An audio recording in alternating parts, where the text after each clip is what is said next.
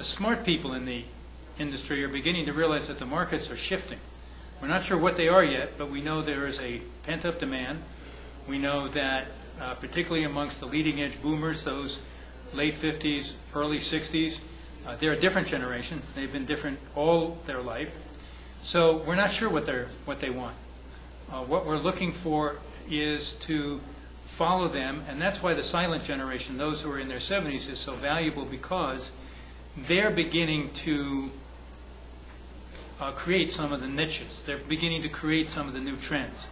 So I'm not sure that the leading edge boomers are going to necessarily want anything that different right now, but I think what we're starting to see is they do want greener, more efficient homes.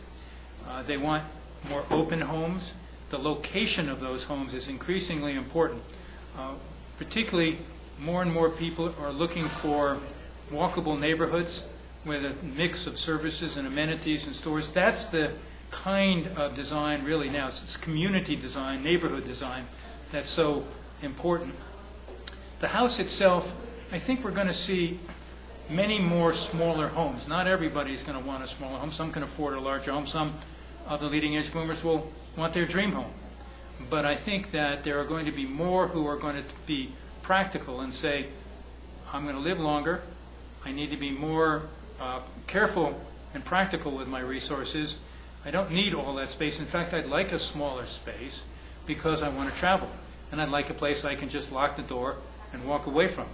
So I think we're right at the right time to really be close to the market and really be thinking about what are people in their 70s doing?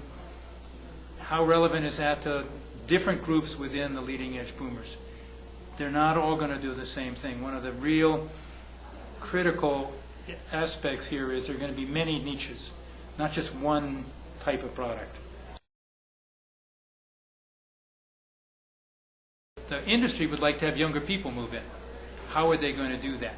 They need to change that model completely so that you have intergenerational, mixed generational communities. They're just beginning to find ways of doing that. And there's a model that's very successful that's in the report where a traditional senior housing community is built in the same block as a apartment community, really that's housed mostly by students because there's a university right nearby, and they have retail, and the retail is actually a liquor store, which happens to serve both generations very happily.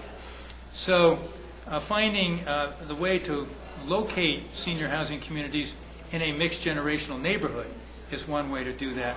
So the industry is really struggling with how to change that whole model.